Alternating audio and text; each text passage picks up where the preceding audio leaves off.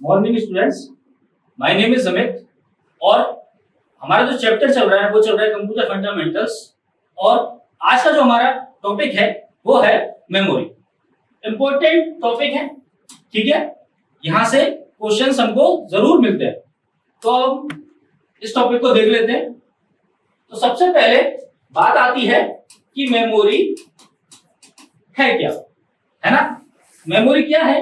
ये working storage area है computer का, जहां पर डेटा को, इंफॉर्मेशन को और प्रोग्राम्स को स्टोर किया जाता है, ठीक है। कंप्यूटर है, कंप्यूटर इंस्ट्रक्शन को एग्जीक्यूट करता है और हमें क्या देता है, हमें जो वांछित इसका परिणाम होता है वो मिलता है।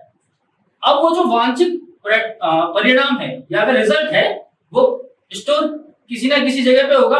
उस जगह को क्या बोला जाता है? उस जगह को बोला जाता है मेमोरी, ठीक है। तो ये क्या है? Working storage area of a computer. अब बात करते हैं टाइप्स ऑफ मेमोरी, ठीक है। मेमोरी के प्रकारों में सबसे पहले जो आता है वो आता है प्राइमरी, जिसको हम बोलते हैं मेन मेमोरी।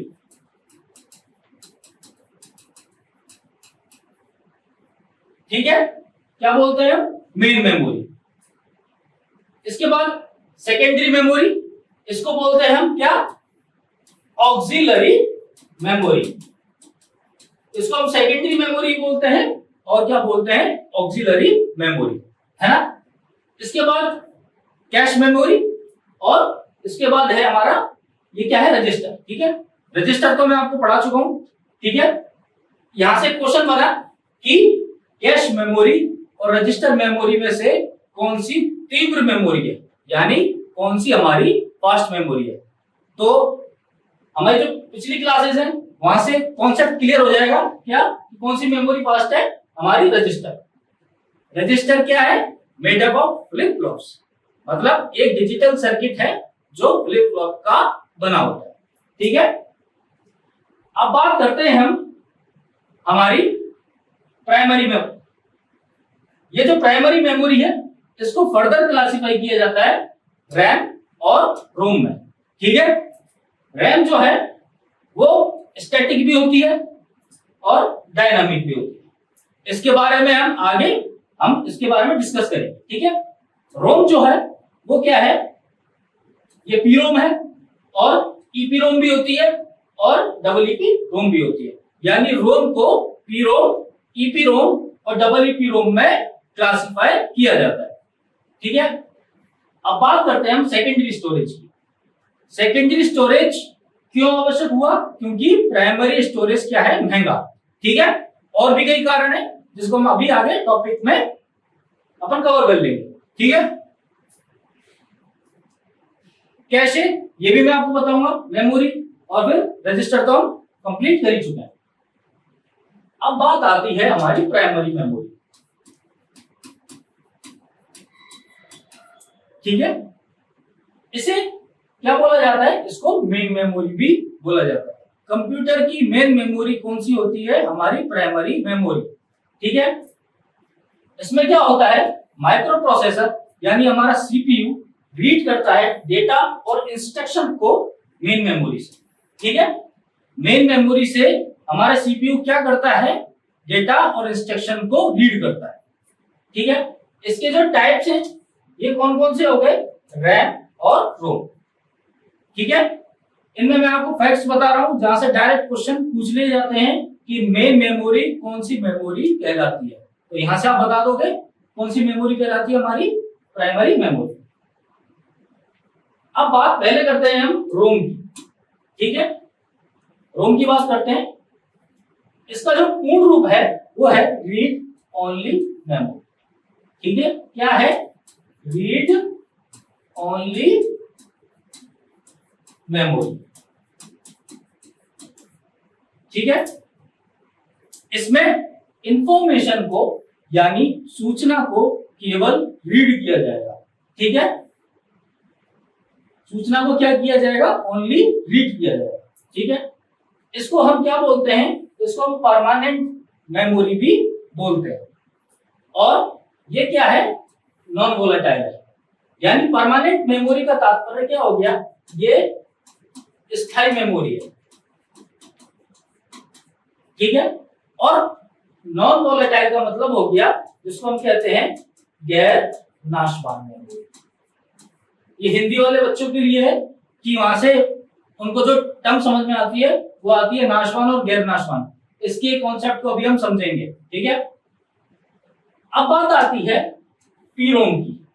रोम का जो पहला टाइप है वो है पीरोम, है ना। तो इसका जो फुल फॉर्म है वो है प्रोग्रामेबल रीड ओनली मेमोरी, ठीक है। यहां से आपने बता दिया, क्वेश्चन आया तो कि पीरोम का फुल फॉर्म क्या है, तो यहां से आपने प्रोग्रामेबल रीड ओनली मेमोरी इसकी फुल फॉर्म है, ठीक है। इसमें क्या होता है, एक बार राइट होता है और रीड कई बार किया जा सकता है, यानी प्रोग्राम को एक बार राइट कर दिया जाएगा और कई टाइम्स तक इसको रीड किया जाएगा, ठीक है। इसमें क्या होता है, प्रोग्राम्स को डिलीट और चेंज नहीं किया जा सकता, किसके बाद, जब इसे स्टोर किया जाता है मेमोरी। पीरोम में क्या है, मेमोरी में स्टोर करने के बाद डेटा को हम वापस से डिलीट और चेंज नहीं कर सकते। ये हो गई इसकी पीरोम की खासियत, है ना। फुल फॉर्म आप बता दोगे पीरोम की क्या है, प्रोग्रामेबल रीड ओनली मेमोरी। अब जो दूसरा है वो है ईपीरोम, ठीक है। अब ईपीरोम जो है उसकी फुल फॉर्म क्या है, erasable programmable read only memory. कौन सी मेमोरी है, erasable programmable read only memory, ठीक है।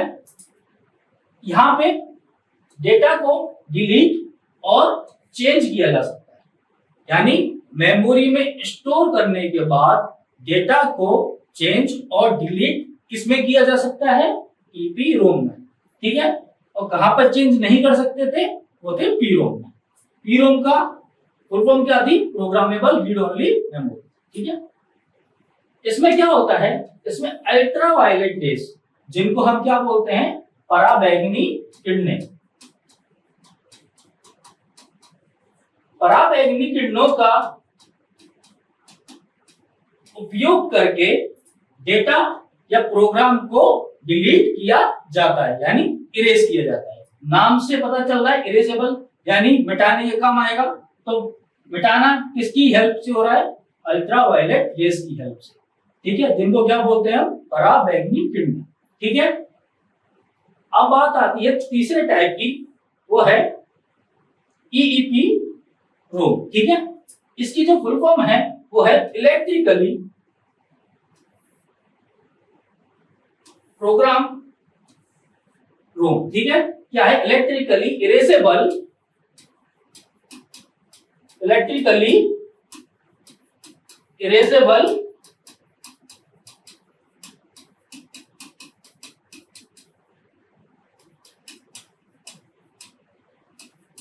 रीड ओनली मेमोरी, ठीक है। यानी ई फॉर क्या हो गया हमारा, इलेक्ट्रिकली, है ना, इलेक्ट्रिकली, ठीक है। बाकी का जो ईपीरोम है वो हमारी ऊपर जो डेफिनेशन है वो सेम है, ठीक है। अब इसमें क्या किया जाता है, इसमें इलेक्ट्रिक पल्सेस का उपयोग किया जाता है डेटा को डिलीट करने के लिए, ठीक है। किसका उपयोग किया जाता है, इलेक्ट्रिक पल्सेस का, ठीक है। हमारे ईपीरोम में किसका उपयोग किया जाता था, अल्ट्रावायलेट रेस का, जिसको हम क्या बोलते हैं, पराबैंगनी किरण, ठीक है। रोम में हमने क्या बता दिया, पीरोम बता दिया, ईपीरोम बता दिया, डबल ईपीरोम बता दिया। अब बात करते हैं हम फ्लैश मेमोरी, ठीक है। फ्लैश मेमोरी क्या है, एक नॉन वोलेटाइल मेमोरी है, ठीक है। इसमें यदि लाइट चली जाती है तब भी डेटा हमारा क्या रहता है, उपस्थित रहता है, यानी स्थायी रहता है, प्रेजेंट रहता है। डेटा क्या रहेगा हमारा, प्रेजेंट रहेगा। ये जितनी भी खासियत है लाइट चले जाने के बाद डेटा की, वो क्या है, रोम की खासियत है ना। तो रोम में ही हम इसको क्या कर रहे हैं, पढ़ रहे हैं। और यही हमको क्या बताता है, नाशवान और गैर नाशवान यानी वोलेटाइल और नॉन वोलेटाइल का क्या कॉन्सेप्ट। ठीक है, अभी जब मैं आपको रैम पढ़ाऊंगा ना तो वहां से आपको एक सिंपल सी ट्रिक बताऊंगा, वहां से आपको बिल्कुल एकदम क्लियर हो जाएगा कि किसको हमको वोलेटाइल बनाना है, किसको हमको नॉन वोलेटाइल बनाना है। ठीक है, इसको इलेक्ट्रिकली इरेज किया जाता है और इसे रिप्रोग्राम भी किया जा सकता है। फ्लैश मेमोरी को हम क्या करते हैं, इलेक्ट्रिकली विद्युत रूप से इरेज करते हैं यानी हटाते हैं, और इनमें जो उपस्थित प्रोग्राम होते हैं उनको हम क्या कर सकते हैं, रिप्रोग्राम कर सकते हैं। अब बात आती है, ये एक प्रकार का EEPROM है ना। अब इसमें और EEPROM में डिफरेंस क्या है, डिफरेंस ये है कि फ्लैश मेमोरी में डेटा को बिग ब्लॉक्स में डिलीट किया जाता है। कोई आपसे अगर पूछ ले कि भाई ये तो टाइप हो गया इसका EEPROM का, तो EEPROM और फ्लैश मेमोरी में अंतर क्या हो गया, दोनों नॉन वोलेटाइल है, ठीक है ना। लेकिन अंतर क्या है कि इसमें जो है डेटा को यानी बिग ब्लॉक्स को किसमें डिलीट, मेमोरी में उपस्थित डेटा को बिग ब्लॉक्स के रूप में डिलीट किया जाता है। ठीक है, लेकिन EEPROM में क्या होता है, केवल एक बाइट डेटा को हम रिमूव कर सकते हैं। अब इसके जो एग्जाम्पल हैं वो है पेन ड्राइव, डिजिटल कैमरा और मेमोरी कार्ड। ठीक है, तो यहां से हमने फ्लैश मेमोरी के जो इंपॉर्टेंट टॉपिक हैं यानी पॉइंट हैं उनको हमने कवर कर लिया, जहां से क्वेश्चनों को पूछ लिया जाता है। ठीक है, अब बात आती है रैम की। रोम हमने कवर कर लिया, ठीक है, अब बात आती है रैम की। इसकी फुल फॉर्म क्या है, रैंडम एक्सेस मेमोरी। अब ये वोलेटाइल मेमोरी है, अब मैं इसको यानी नाशवान मेमोरी है। अब मैं इसको एक कॉन्सेप्ट से आपको बताता हूं, नाशवान मेमोरी। आपको कैसे पता चलेगा कि रैम हमारी या रोम हमारी नाशवान है या गैर नाशवान है, यानी वोलेटाइल है या नॉन वोलेटाइल। ठीक है, टॉपिक तो इजी है लेकिन कभी कभी क्या होता है, डाउट बन जाता है। तो रैम मतलब हमारे राम जी भगवान, या मैं आपको ट्रिक बता रहा हूं, ठीक है। राम जी भगवान का साथ किसने दिया था, लंका को ढाने में किसने, विभीषण ने, है ना।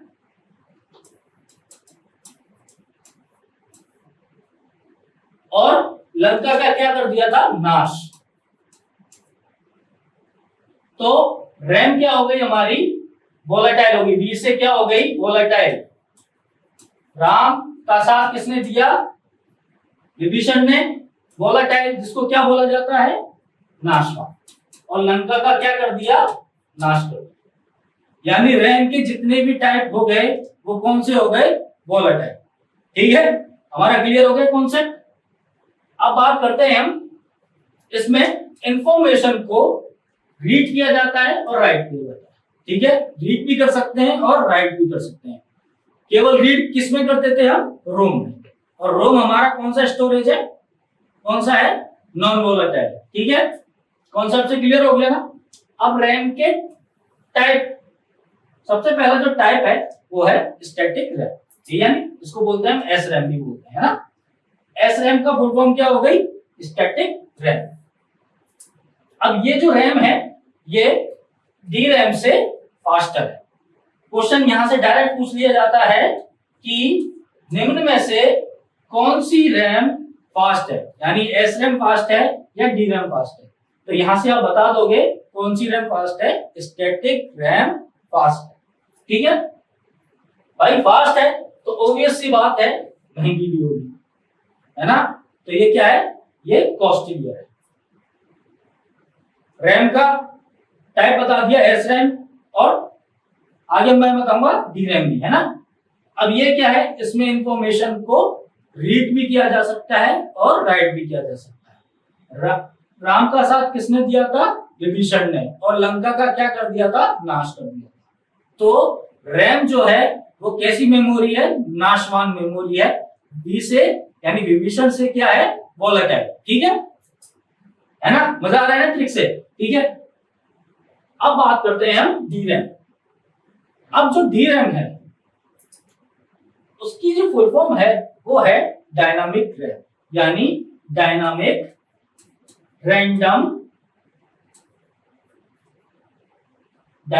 Random access memory.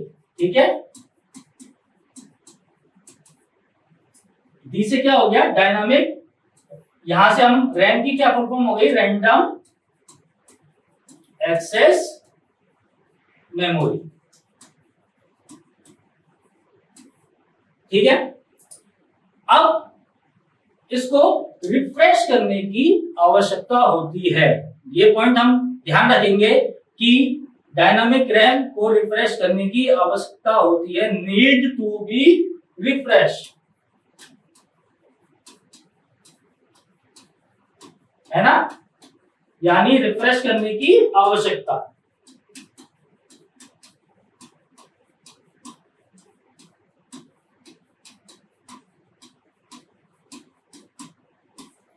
कौन सी मेमोरी को रिफ्रेश करने की आवश्यकता होती है DRAM। DRAM मतलब dynamic random access memory. DRAM और SRAM में से कौन सी महंगी मेमोरी है, कौन सी है SRAM, यानी स्टैटिक रैंडम एक्सेस मेमोरी। कौन सी मेमोरी फास्ट है DRAM और SRAM में से कौन सी मेमोरी फास्ट है, हमारी SRAM, है ना, ये हमने बताया था ना, कौन सी फास्ट है, हमारी SRAM फास्ट है। अब DRAM में डेंसिटी ज्यादा होती है और इसे मेन मेमोरी की तरह यूज किया जाता है ना। अब बात आ रही थी कि भाई रोम और रैम, यहां से मैंने बता दिया नॉन वोलेटाइल, और ये कौन सी हो गई वोलेटाइल। ठीक है, DRAM की जो हो गई डेंसिटी ज्यादा हो गई और इसको as a main memory use किया जाता है। ये कॉन्सेप्ट हमको याद रखना है कि कौन सी मेमोरी को मेन मेमोरी की तरह यूज किया जाता है, DRAM को। ठीक है, जब रैम की बात आई, SRAM की बात नहीं आएगी, है ना। अब FPM RAM, other types of RAM हम डिस्कस करते हैं, अदर टाइप्स ऑफ रैम। तो सबसे पहली बात आती है FPM रैम, है ना। अब इसकी जो फुल फॉर्म है ये होती है fast page mode random access memory. Direct question पूछ लिए जाते हैं यहां से कि FPM रैम की फुल फॉर्म क्या होती है, तो यहां से आप बता दोगे कि fast page mode random access memory, इसकी क्या है फुल फॉर्म है।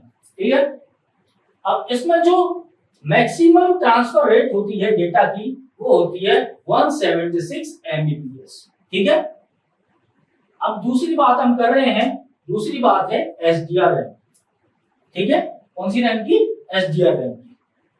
इसकी जो फुल फॉर्म है वो है synchronous dynamic random access memory. ठीक है, इसका जो एक्सेस टाइम है वो है 10 और 25 नैनो सेकेंड्स के बीच का, यानी क्वेश्चन यहां से डायरेक्ट हो जाता है कि 10 से लेके 25 नैनो सेकेंड का जो एक्सेस टाइम है वो कौन सी रैम का होता है, यहां से बता दोगे SDR रैम का होता है। अब जो तीसरी बात आती है वो आती है RD रैम। ठीक है, RD रैम मतलब रैम बस डायनामिक रैंडम एक्सेस मेमोरी। इसकी फुल फॉर्म क्या हो गई, रैम बस डायनामिक रैंडम एक्सेस मेमोरी। ठीक है, अब इसमें क्या होता है, रैम बस चिप्स होती हैं जो पैरेलल में कार्य करती हैं। ठीक है, और इनकी जो फ्रीक्वेंसी होती है वो 800 मेगाहर्ट्ज होती है और डेटा ट्रांसफर रेट कितनी होती है, 1600 Mbps, है ना। तो यहां से क्या क्या चीजें क्लियर हो गई। RD रैम की फुल फॉर्म क्या होगी, रैम बस डायनामिक रैंडम एक्सेस मेमोरी। ये इसमें क्या होता है, रैम बस चिप्स होती हैं जो पैरेलल में कार्य करती हैं। ठीक है, इनकी जो फ्रीक्वेंसी होती है वो कितनी होती है, 800 मेगाहर्ट्ज, और डेटा की ट्रांसफर रेट कितनी होती है, 1600 Mbps। अब बात करते हैं हम ईडीओ रैम। ठीक है, ईडीओ रैम की फुल फॉर्म क्या हो गई? Extended data output random access memory. Random access memory है ना। अब बात आती है पांचवें टाइप की, डीडीआर रैम की। नाम तो सुने सुने लग रहे हैं हमें, है ना। अब डीडीआर की जो फुल फॉर्म होती है वो होती है double data rate random access memory. ठीक है, क्या होती है डीडीआर की? Double data rate random access memory. ये आपको बड़ी शॉर्ट में मैंने आपको सारी चीजें बताई हैं, यहीं से क्वेश्चनों को पिक आउट किया जाता है। ठीक है, आपसे राइट तो कराने से रहा, वो कॉन्सेप्ट समझेगा आपका। ठीक है, क्वेश्चन देगा कॉन्सेप्ट। अब इसमें क्या होती है? मैक्सिमम ट्रांसफर रेट जो होती है वो 1064 एमबीपीएस होती है। ठीक है, डीडीआर रैम की जो मैक्सिमम ट्रांसफर रेट होती है वो कितनी होती है? 1064 एमबीपीएस। ठीक है, अब बात आती है सेकेंडरी मेमोरी। सेकेंडरी मेमोरी जिसको बोलते हैं हम द्वितीयक मेमोरी, और प्राइमरी मेमोरी और मेन मेमोरी हम पहले समझ चुके हैं। अब सेकेंडरी मेमोरी को क्या बोला जाता है? जब मैंने आप फ्लो चार्ट बता रहा था, इसको ऑक्सिलरी मेमोरी भी बोला जाता है। अब इसको समझने से पहले हम ये समझ लेते हैं कि भाई सेकेंडरी मेमोरी की आवश्यकता क्यों पड़ी, है ना। भाई हमारा काम प्राइमरी मेमोरी से भी चल जाता। अब एक कॉन्सेप्ट आता है नॉन वोलेटाइल का। अब आप ये बोलोगे साहब नॉन वोलेटाइल है, हमारी जो सेकेंडरी मेमोरी है वो नॉन वोलेटाइल है। ठीक है, मतलब अगर लाइट चली जाएगी तो डेटा हमारा इसमें बना रहेगा, है ना। तो ये नॉन वोलेटाइल है, तो नॉन वोलेटाइल तो रैम भी है। रैम है क्या नॉन वोलेटाइल? बताइए। नहीं, रैम मतलब राम, राम का साथ किसने दिया था? विभीषण ने। तो वोलेटाइल यानी नाशवान मेमोरी है। तो नॉन वोलेटाइल कौन सी है? हमारी रोम। ठीक है, कौन सी है ये? Non volatile. ठीक है, कॉन्सेप्ट क्लियर है। अब ये जो सेकेंडरी मेमोरी है इसकी आवश्यकता इसलिए पड़ी क्योंकि इसमें डेटा को अधिक मात्रा में स्टोर किया जा सकता है।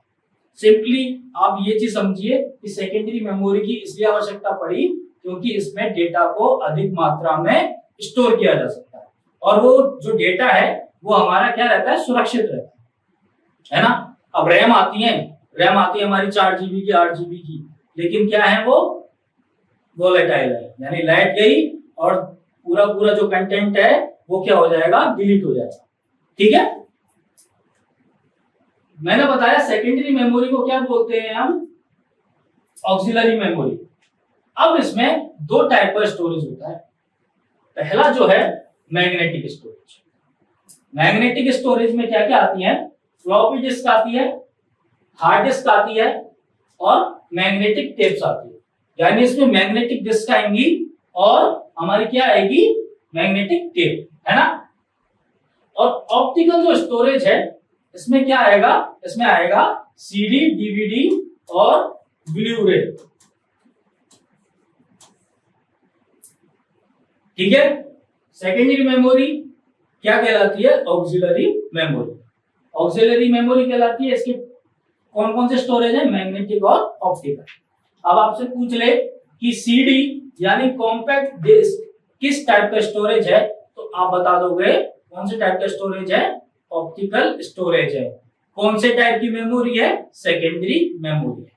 ठीक है, डीवीडी किस टाइप का स्टोरेज है? ऑप्टिकल स्टोरेज है। किस टाइप की मेमोरी है? सेकेंडरी टाइप की मेमोरी है। ऐसे ही फ्लॉपी डिस्क का पूछ लेते हैं। फ्लॉपी डिस्क जो है वो किस टाइप का स्टोरेज है? बताइए। ऑप्टिकल है क्या? नहीं, ऑप्टिकल नहीं है। क्या है? Magnetic storage. ठीक है, अब जब भी सेकेंडरी मेमोरी की बात आती है तो एक कॉन्सेप्ट आता है, कौन सा? सीक्वेंशियल एक्सेस और रैंडम एक्सेस। ठीक है, सीक्वेंशियल एक्सेस और रैंडम एक्सेस क्वेश्चन डायरेक्ट पूछ लिया जाता है। तो सीक्वेंशियल एक्सेस में जो आता है वो आता है मैग्नेटिक टेप, है ना। रैंडम एक्सेस को क्या बोला जाता है? डायरेक्ट एक्सेस बोला जाता है। अब इसको हम समझ लेते हैं सीक्वेंशियल एक्सेस और रैंडम एक्सेस, ठीक है। इसके साथ हिसाब से समझेंगे हम डायग्राम के हिसाब से। ये जो है ये हमारा सीक्वेंशियल का टाइप। अब सीक्वेंशियल मतलब चीजें सीक्वेंस में होना, यानी आप पहली सीढ़ी चढ़ोगे फिर दूसरी सीढ़ी फिर तीसरी फिर चौथी, ठीक है। किसी हाइट पे पहुंचने के लिए हम क्या कर रहे हैं? ये सीक्वेंस को फॉलो कर रहे हैं। यानी इसका जो एग्जांपल हो गया ये क्या हो गया? सीढ़ी, है ना, ठीक है। सीक्वेंशियल एक्सेस में जैसे मुझे इस 5 नंबर के डेटा को एक्सेस करना है, ठीक है। तो 5 नंबर के डेटा को एक्सेस करने के लिए मैं यहां से स्टार्ट करूंगा, स्टार्टिंग से मैं 1 पे भी जाऊंगा, मैं 2 पे भी जाऊंगा, मैं 3 पे भी जाऊंगा, मैं 4 पे भी जाऊंगा, देन मेरे को 5 का डेटा मिलेगा, ठीक है। अब इसकी जो डिसएडवांटेज क्या हो गया? इसमें लगा टाइम ज्यादा। कॉन्सेप्ट क्लियर है? सीक्वेंशियल मतलब क्या होगा? किसी भी चीज को सीक्वेंस में परफॉर्म करना, ठीक है। एग्जांपल क्या हो गया? सीढ़ी हो गया। हम सीढ़ी कौन सी, जब हम सीढ़ियां चढ़ते हैं ना, लेडर जो होती है, ठीक है, हाइट पे पहुंचने के लिए हमको ऐसा तो नहीं है पहली पे चढ़े और चौथी पे चढ़े और फिर पहुंच गए ऊपर, ठीक है। हम कोई क्रिश तो है नहीं, है ना भैया, ठीक है। तो अब बात आती है रैंडम की। रैंडम एक्सेस जो है वो क्या होता है? इसमें जैसे मुझे 5 नंबर का डेटा या ब्लॉक एक्सेस करना है तो मैं क्या करूंगा? डायरेक्ट एक्सेस कर लूंगा इसे, है ना। मैं उसकी डायरेक्ट पोजीशन पे पहुंच जाऊंगा, ठीक है। इसलिए इसको क्या बोलते हैं हम? डायरेक्ट एक्सेस भी बोलते हैं। जो मैंने अभी आपको बताया था कि रैंडम एक्सेस को क्या बोलते हैं हम? क्या बोलते हैं? डायरेक्ट एक्सेस भी बोलते हैं, ठीक है। यहां से कॉन्सेप्ट क्लियर हो गया हमारा कि रैंडम एक्सेस और सीक्वेंशियल एक्सेस क्या है। क्लियर है ना? ठीक है। अब बात करते हैं हम कि मैग्नेटिक टेप जो है वो किस टाइप का एक्सेस शो करता है? तो वो शो करता है हमारा सीक्वेंशियल एक्सेस। एग्जांपल मैंने बता दिया था, ठीक है। क्वेश्चन पूछ लेगा आपसे, है ना। एक क्वेश्चन ये भी पूछ लेगा कि डायरेक्ट एक्सेस को हम क्या बोलते हैं? रैंडम एक्सेस, ठीक है। किसमें टाइम ज्यादा लगता है? किसमें टाइम ज्यादा लगता है? रैंडम एक्सेस में, है ना। नहीं, रैंडम एक्सेस में नहीं लगता। रैंडम में तो डायरेक्ट हम किसी मेमोरी लोकेशन पे पहुंच जाते हैं। टाइम ज्यादा कहां लगता है? हमारा सीक्वेंशियल एक्सेस में, ठीक है। क्लियर है ना? अब ये जो मैग्नेटिक टेप है ये है क्या? ये म्यूजिक कैसेट टेप टाइप की होती है ना। अब इसमें क्या होता है? ये प्लास्टिक टेप होती है जिसकी मैग्नेटिक कोटिंग होती है। ये जो आपको डेटा बता रहा हूं ये आपको नोट करना है, नोट्स बनाने हैं, क्वेश्चंस यहां से पिक्ड आउट हो जाते हैं, ठीक है। तो मैग्नेटिक कोटिंग जो है वो किसकी होती है? मैग्नेटिक टेप की। मैग्नेटिक टेप किस टाइप का स्टोरेज है? किस टाइप का स्टोरेज है बताइए? हमारा जो मैग्नेटिक टेप है ये ऑप्टिकल है, मैग्नेटिक स्टोरेज है। नाम से ही हमें पता चल रहा है मैग्नेटिक स्टोरेज है। और किस टाइप की मेमोरी है? सेकेंडरी मेमोरी है। सेकेंडरी मेमोरी को हम क्या बोलते हैं? ऑक्सिलरी मेमोरी, ठीक है। चीजें यहां से क्लियर हो रही है हमको, है ना। तो मैग्नेटिक कोटिंग किसकी हो गई? मैग्नेटिक कोटिंग हो गई हमारी मैग्नेटिक टेप, ठीक है। अब इसमें क्या होता है? ये 2 रील्स का उपयोग करता है ना। कौन कौन सी? सप्लाई और टेकअप रील्स। कभी कभी क्वेश्चन यहां से भी पूछ लिया जाता है कि सप्लाई और टेकअप रील्स का उपयोग कौन करता है? मैग्नेटिक टेप करता है, ठीक है। चीजें हमारी क्लियर है। अब दूसरी बात आती है मैग्नेटिक डिस्क, ठीक है। मैग्नेटिक डिस्क की बात आ रही है। कौन से टाइप के स्टोरेज बता रहे हैं हम आपको? Magnetic type. तो मैग्नेटिक डिस्क की बात आ रही है, ठीक है। इसकी एक डिस्क सरफेस होती है, यानी मैग्नेटिक डिस्क की एक डिस्क सरफेस होती है जिसमें क्या होते हैं? ट्रैक्स और सेक्टर्स। ध्यान से समझना, क्वेश्चन 100% पिक्ड आउट हो जाता है यहां से, ठीक है। डिस्क की सरफेस होती है जिसमें क्या होता है? ट्रैक और सेक्टर्स होते हैं, ठीक है। अब बात हम करते हैं साहब कि ये जो है ट्रैक्स ये है क्या, है ना, क्या है ये। अब इसको हम एक डायग्राम में समझ लेते हैं।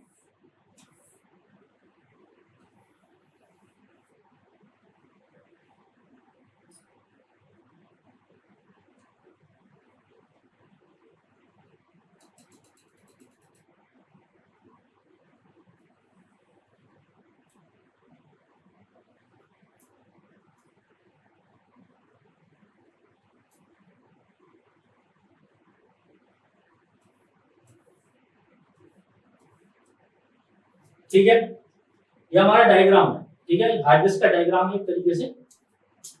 अब सब ये जो रेड में आपको शो हो रहा है ना, ये कहलाता है हमारा क्या, प्लेटर, ठीक है। ये जो आपको ब्लू दिख रहा है ये हमारे कहलाते हैं ट्रैक्स, ठीक है, कौन से, ब्लू वाले, है ना।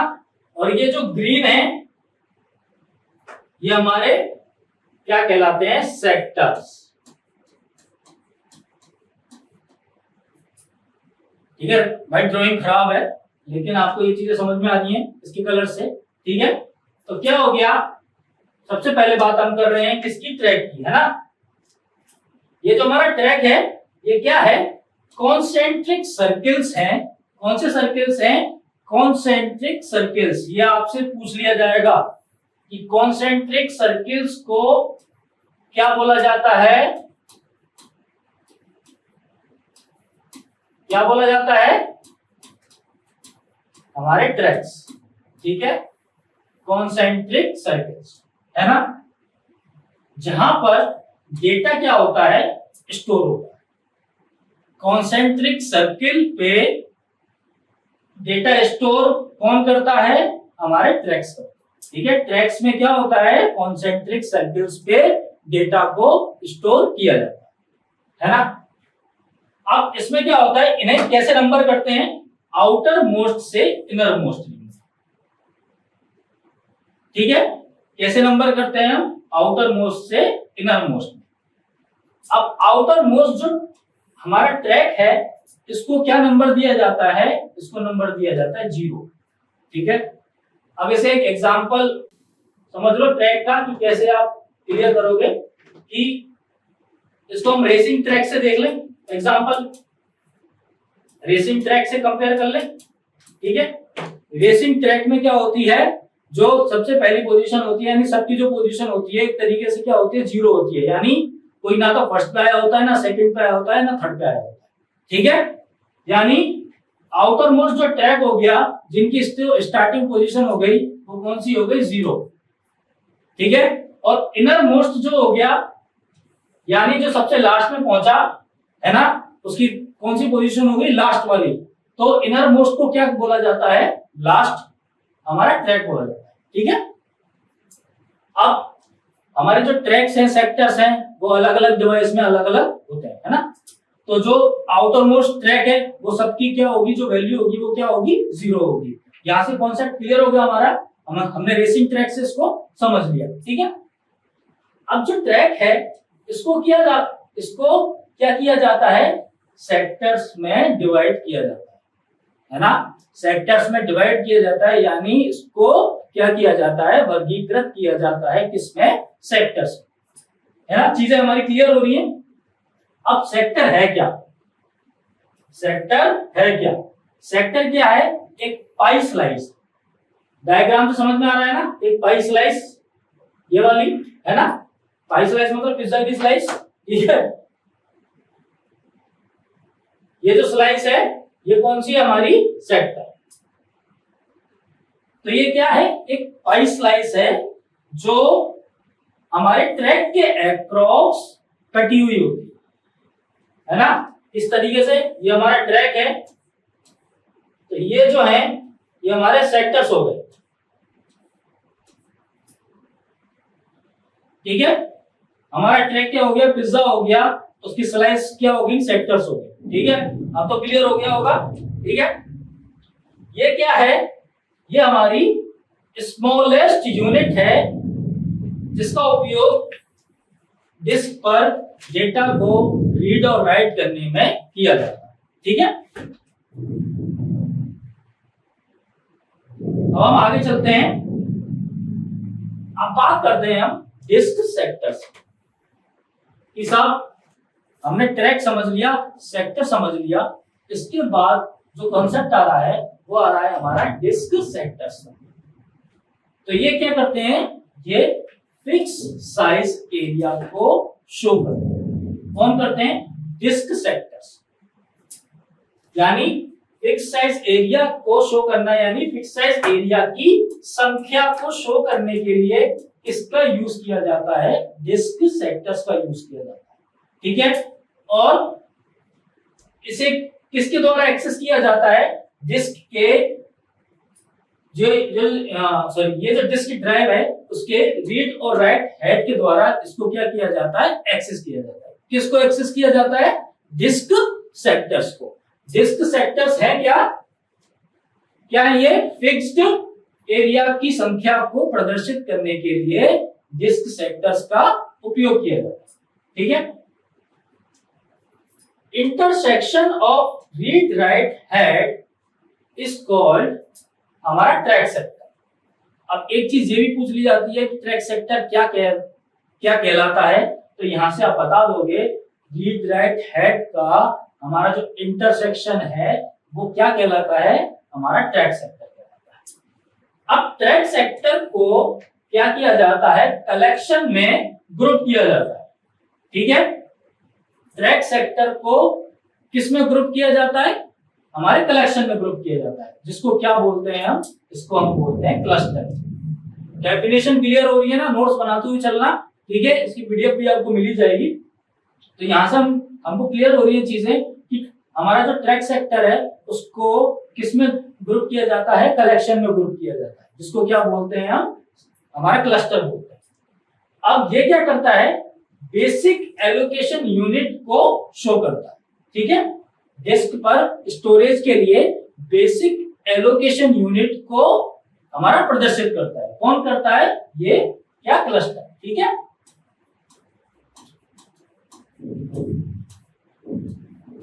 आ रहा है समझ में। अब पर ट्रैक जो होते हैं वो 8 या 8 से ज्यादा सेक्टर होते हैं। डिस्क पर जो पर ट्रैक्स होते हैं वो 8 या 8 से ज्यादा हमारे सेक्टर, यानी प्रति सेक्टर पर कितने, नहीं सॉरी, हमारे प्रति ट्रैक पर कितने सेक्टर होते हैं, 8 या 8 से ज्यादा। ये कॉन्सेप्ट हमको ध्यान में रखना है। ठीक है, प्रति हमारा ट्रैक है ना, कितने सेक्टर, 8 या 8 से ज्यादा। अब ये हमने पढ़ लिया, क्या क्या पढ़ लिया हमने रोम, रैम। ठीक है, और ये जो हमारा कॉन्सेप्ट है किसका, हमारे ये जो क्लस्टर है, हमारे ट्रैक्स है, मैग्नेटिक स्टोरेज है, इनका कॉन्सेप्ट पढ़ने के बाद में अब चीज आती है सीक टाइम। ठीक है, एक्सेस किया जा रहा है ना, डेटा को एक्सेस किया जा रहा है, तो कोई ना कोई समय जरूर लग रहा होगा। तो अब हम बात करते हैं सीक टाइम की, क्योंकि क्वेश्चन क्या होता है यहाँ से पिक आउट कर लिया जाता है। तो सीक टाइम क्या है, वांछित ट्रैक पर रीड राइट हेड को मूव करने में लगा समय क्या कहला जाता है, सीक टाइम कहलाता है। चीजें क्लियर है, वांछित हमारे ट्रैक पर रीड राइट हेड को मूव करने में लगा समय क्या कहते हैं, उसे सीक टाइम कहते हैं, है ना। अब बात आती है लेटेंसी टाइम। ठीक है, कौन से टाइम की, लेटेंसी टाइम की। अब ट्रैक के वांछित सेक्टर को रीड राइट हेड के अंदर आने में लगा समय क्या कहलाता है, लेटेंसी टाइम कहलाता है ना। चीजें क्लियर है। अब ये जो है डेटा ट्रांसफर टाइम, ये क्या होता है, ये एक रेट होती है, यानी दर होती है जिस पर डेटा को रीड या राइट किया जाता है। तो आपसे पूछ ले कि डेटा ट्रांसफर टाइम क्या है, ये एक रेट है जिस पर डेटा को क्या किया जाता है, रीड और राइट किया जाता है ना। चीजें क्लियर है। अब हम आगे बढ़ते हैं। मैग्नेटिक स्टोरेज की बात कर रहे थे, हमने मैग्नेटिक टेप पढ़ लिया था। मैग्नेटिक टेप के बाद में मैग्नेटिक डिस्क पे थे हम, है ना। मैग्नेटिक डिस्क में बात आती है फ्लॉपी डिस्क की। ठीक है, पुराना कॉन्सेप्ट है। अब इसमें हम क्या कर लेते हैं, उसके जो महत्वपूर्ण पॉइंट्स है ना उनको कवर कर लेते हैं। और तो आपसे कुछ पूछता नहीं है। ये क्या है, पतली डिस्क है, इसे मैग्नेटिक मटेरियल के साथ क्या किया जाता है, कोट किया जाता है। ठीक है, यानी परत चढ़ाई जाती है मैग्नेटिक मटेरियल की, उसको क्या बोला जाता है, फ्लॉपी डिस्क, पतली डिस्क होती है ना। अब क्वेश्चन यहां से पूछ लिया जाता है कि 5.25 इंच की जो फ्लॉपी डिस्क है उसकी स्टोरेज क्षमता कितनी होती है, 360 KB यानी किलोबाइट। ठीक है, और 3.5 इंच की जो फ्लॉपी डिस्क होती है उसकी स्टोरेज क्षमता कितनी होती है, 1.44 MB यानी मेगाबाइट। ठीक है, 1.44 मेगाबाइट किसकी होती है, 3.5 इंच फ्लॉपी डिस्क। ठीक है, और 5.25 इंच की जो होती है उसकी कितनी होती है, 360 KB। अब ये दो टाइप का होता है फ्लॉपी डिस्क, एक तो सॉफ्ट सेक्टर फ्लॉपी डिस्क और एक होता है हार्ड सेक्टर फ्लॉपी डिस्क। ठीक है, इसको ऐसे समझने की जरूरत नहीं है, बस यही देख लेते हैं हम कि टाइप कितने होते हैं इसकी, सॉफ्ट सेक्टर और हार्ड सेक्टर। ये बस हमें टाइप का पता होना चाहिए, है ना। ठीक है, फ्लॉपी डिस्क के बाद में अब बात आती है हार्ड डिस्क। हार्ड डिस्क सबको पता है, स्टोरेज इसका कितना होता है, बहुत ज्यादा होता है ना। स्टोरेज एरिया इसका अब तो बहुत ज्यादा है। ठीक है, अब इसको क्या बोलते हैं, इसको हम फिक्स्ड डिस्क भी बोलते हैं। कॉन्सेप्ट यहां से क्लियर होते हुए चलने चाहिए हमारे कि हार्ड डिस्क को क्या बोलते हैं, हम फिक्स्ड डिस्क बोलते हैं। ठीक है, जितने भी चीजें बता रहा हूं ये ऐसा नहीं है कि मतलब आप ध्यान ही नहीं दो इन पे, जितनी भी छोटी छोटी चीजें है ना यहीं से क्वेश्चन को पिक आउट किया जाता है। ठीक है, तो फिक्स्ड डिस्क बोला जाता है, इसको क्या बोला जाता है, विंचेस्टर डिस्क भी बोला जाता है। ठीक है, अब इसको क्या किया गया था, 1956 में IBM ने इसे डेवलप किया था। ठीक है, सबसे पहली जो हार्ड डिस्क बनाई थी वो किसने बनाई थी, क्वेश्चन आ जाए तो 1956 में किसने, IBM ने। ठीक है, और इसकी जो स्टोरेज क्षमता थी वो कितनी थी, 5 MB। 1956 में बनाई गई है ना। अब फ्लॉपी डिस्क की जो 3.5 इंच की थी उसकी कितनी थी, कितनी थी बताइए, 1.44 MB। ठीक है, अब हार्ड डिस्क थी पहली, उसकी स्टोरेज क्षमता थी 5 MB। अब जब मैंने आपको ये चित्र बताया था, इसमें मैंने ये बताया था ये सब हमारा क्या कहलाता है, हमारा प्लेटर कहलाता है। ठीक है, अब प्लेटर को हम समझ लेते हैं, प्लेटर है क्या, ये रहा प्लेटर। ठीक है, प्लेटर क्या होता है, एक सर्कुलर मैग्नेटिक प्लेट होती है। डायग्राम से क्लियर था, ये हमारा प्लेटर था। प्लेटर के अंदर क्या थे हमारे, प्लेटर के हमारे अंदर थे क्या, ट्रैक्स, है ना, और ट्रैक्स के अंदर क्या थे हमारे सेक्टर्स। ठीक है, क्या थे हमारे सेक्टर्स, है ना, क्लियर है। तो प्लेटर क्या हो गया, प्लेटर हमारा एक मैग्नेटिक सर्कुलर प्लेट हो गई जिसपे डेटा को स्टोर किया जाता है ना, इसका उपयोग किया जाता है डेटा को स्टोर करने में। अब हमने मैग्नेटिक स्टोरेज को तो पढ़ लिया, अब बात आती है ऑप्टिकल स्टोरेज। ठीक है, ऑप्टिकल स्टोरेज की बात आती है तो जो सबसे पहला टाइप आता है वो आता है सीडी,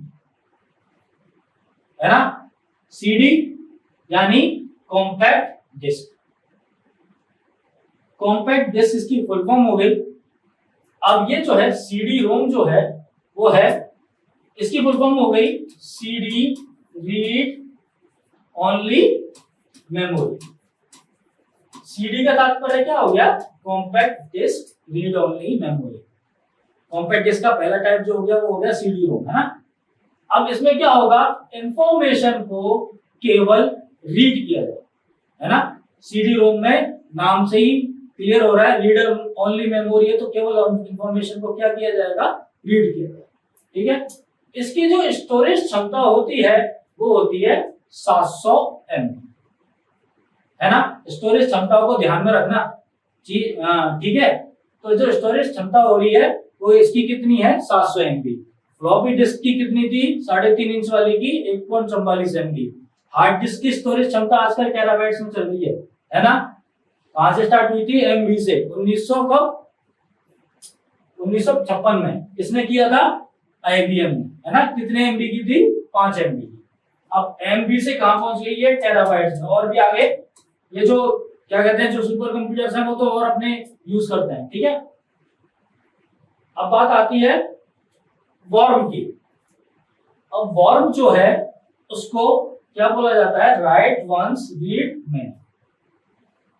कभी पूछ लिया जाता है कि वॉर्म की फुल फॉर्म क्या है, राइट वंस रीड मैनी, यानी इसका उपयोग रीड और राइट दोनों में किया जाता है। एक बार आपको राइट करने की अनुमति मिलेगी, फिर उसके बाद आप केवल रीड कर सकते हैं। ये फैसिलिटी किसमें होती है वॉर्म में, ठीक है। अब जो दूसरा टाइप है सीडी का वो है CDR, ठीक है। CDR का फुल फॉर्म क्या होगी, कॉम्पैक्ट डिस्क रिकॉर्ड टेबल, ठीक है। अब जो तीसरा टाइप है वो आता है CDRW। CDRW मतलब कॉम्पैक्ट डिस्क रीराइटेबल। इसको कितनी बार भी रीराइट किया जा सकता है बर्न करके, है ना। बर्निंग सॉफ्टवेयर जो आते हैं उनका उपयोग करके हम इसको कितनी बार भी राइट कर सकते हैं, ठीक है। तो वो कॉन्सेप्ट किसका था RW का, CDRW का। ये जो मोजेवियर की किसी टाइम पे आती थी ना, है ना, कितनी चली थी ये सीडीज, तो वो जो एग्जांपल था वो था हमारा CDRW, ठीक है। अब जो दूसरा स्टोरेज है वो है DVD, है ना। DVD क्या है, ऑप्टिकल स्टोरेज है। ऑप्टिकल स्टोरेज पढ़ा रहा हूं मैं आपको। तो DVD की जो फुल फॉर्म है उसको हम बोलते हैं डिजिटल वीडियो डिस्क या डिजिटल वर्सेटाइल डिस्क। चीजें हमारी क्लियर हो रही हैं कि DVD की आपको फुल फॉर्म ये पूछ सकता है कि DVD का पूर्ण रूप क्या है, डिजिटल वीडियो डिस्क और डिजिटल वर्सेटाइल डिस्क। तो यहां से आप क्या बता दोगे कि ये भाई दोनों ही इसकी फुल फॉर्म है, ठीक है। इसकी जो स्टोरेज कैपेसिटी होती है वो अकॉर्डिंग टू इसकी क्षमता के अनुसार 4.7 GB से लेकर 17.04 GB तक होती है। अलग अलग टाइप की DVDs आती हैं, जो मैक्सिमम जो स्टोरेज करती है वो करती है 17.04 GB। ये डेटा आप ध्यान रखना। और जो मिनिमम जो होगा जो मिनिमम होगा वो होगा 4.7 GB। कितनी GB 4.7 GB। अब इसके टाइप के बारे में बात कर लूं तो सेम टाइप है DVD रोम यानी digital video disc read and only memory, है ना। DVD-R यानी डिजिटल वीडियो डिस्क रिकॉर्डेबल, ठीक है। क्या है रिकॉर्डेबल,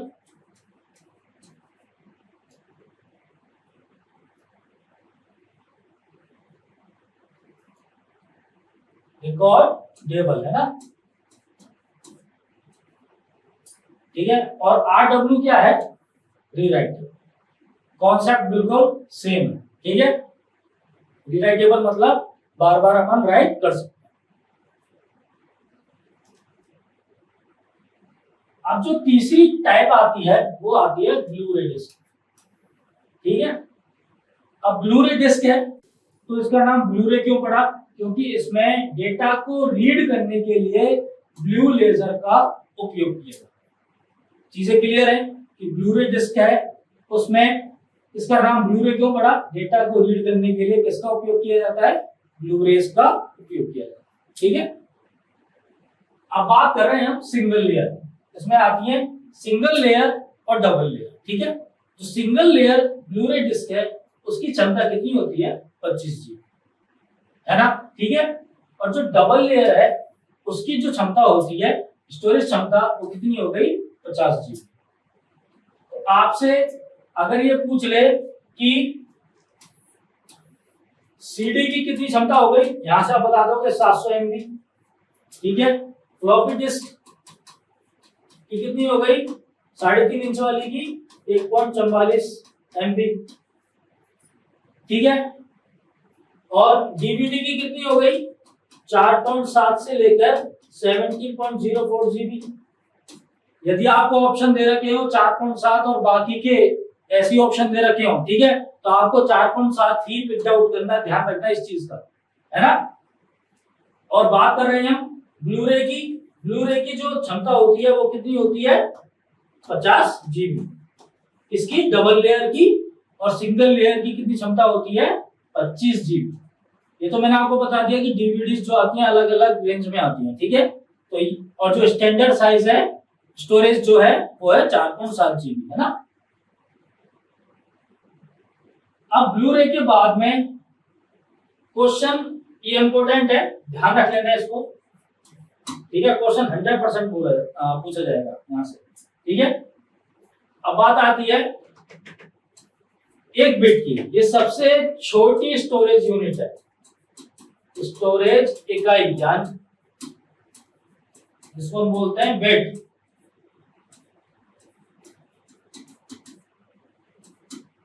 क्वेश्चन आ जाए कि स्टोरेज की सबसे छोटी यूनिट कौन सी है, ऑप्शन आपको दे दे निप्पल, ठीक है, बिट, बाइट, किलोबाइट।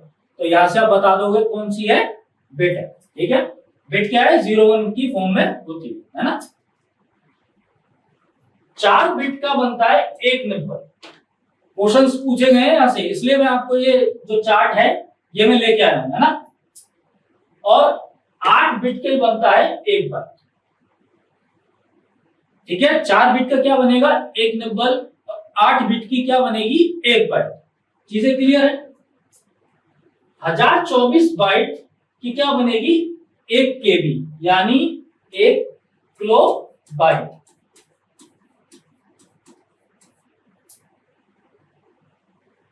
कॉन्सेप्ट है, राइट में जो भी वैल्यू आएगी उसको हम लेफ्ट में रखते हुए चल रहे हैं, ठीक है। बिट आई 4 बिट मतलब 1 निप्पल, फिर दोबारा 8 बिट आई, 8 बिट मतलब 1 बाइट, या हम बोल सकते हैं कि 2 निप्पल बराबर कितने हो गए 1 बाइट, है ना। लेफ्ट की वैल्यू से ये चीजें क्लियर हो गई, है ना। अब बाइट आई, बाइट यानी 1024 बाइट कितनी हो गई 1 किलो बाइट, ठीक है। 1024 किलो बाइट कितनी हो गई 1 MB, यानी 1 मेगाबाइट। चीजें हो रही है ना क्लियर, ठीक है।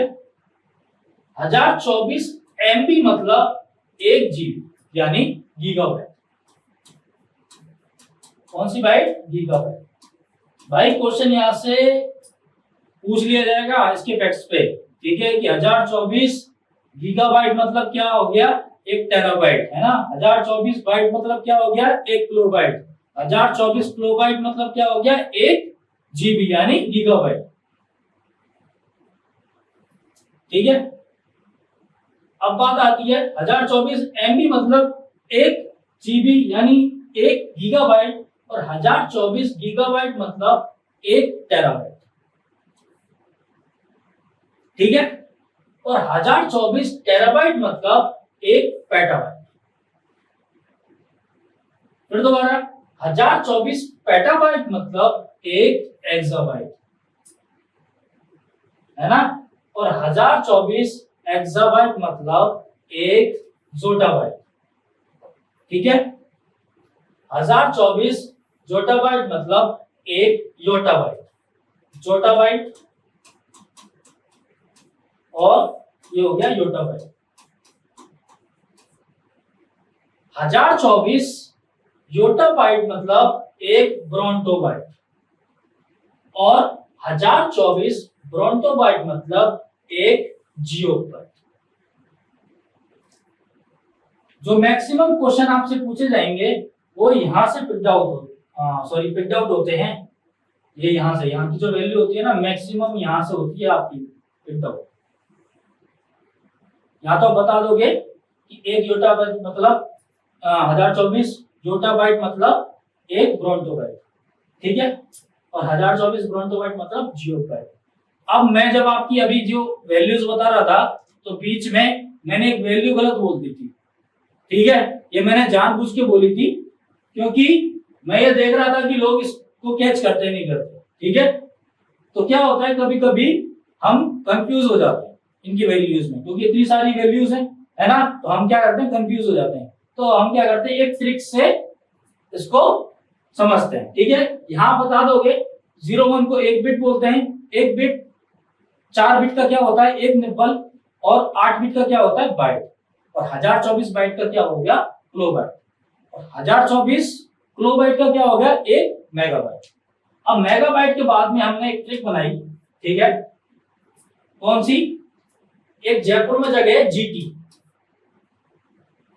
है ना, गौरव टावर एक जगह है, या कहीं भी जगह है आपकी जहां भी आप रह रहे हो, एक जीटी है, क्योंकि जयपुर में जीटी करके एक जगह बहुत ही फेमस, ठीक है, तो बहुत पहले पहले फेमस थी, है ना। जीटी पे जाएंगे, पार्टी करने कहां चलेंगे भाई, जीटी पे जाएंगे, ठीक है। जी मतलब क्या हो गया, क्या हो गया, आप ही बताओगे, गीगाबाइट। टी मतलब क्या हो गया, टेराबाइट। पे मतलब पेटाबाइट।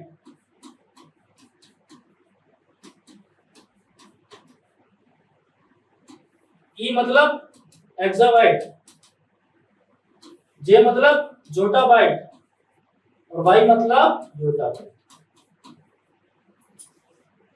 कौन सी ट्रिक हो गई, जीटी पे जाएंगे, यानी आपको ये पता हो गया, पहले आएगा हमारा जी, फिर आएगा टी, फिर आएगा पी, फिर आएगा ई, फिर आएगा जेड, और फिर आएगा वाई। चीजें क्या हो गई, क्लियर हो गई। तो यानी आपसे पूछ ले 1024 जीबी बराबर कितना होता है, 1 टेराबाइट होता है। ऐसा हमारी ट्रिक से ये कंफर्म हो गया, हमको वैल्यू याद रखने की जरूरत ही नहीं पड़ी। 1024 टेराबाइट है, वो कितने के बराबर हो गया, 1 हमारे क्या हो गया, पेटाबाइट के बराबर हो गया। 1024 टेराबाइट 1 पेटाबाइट के बराबर, और 1024 पेटाबाइट 1 एक्साबाइट के बराबर हो गया। 1024 एक्साबाइट किसके बराबर हो गया, 1 जोटाबाइट के बराबर हो गया, और 1024 जोटाबाइट किसके बराबर हो गया, 1 योटाबाइट के बराबर। चीजें क्लियर हो गई।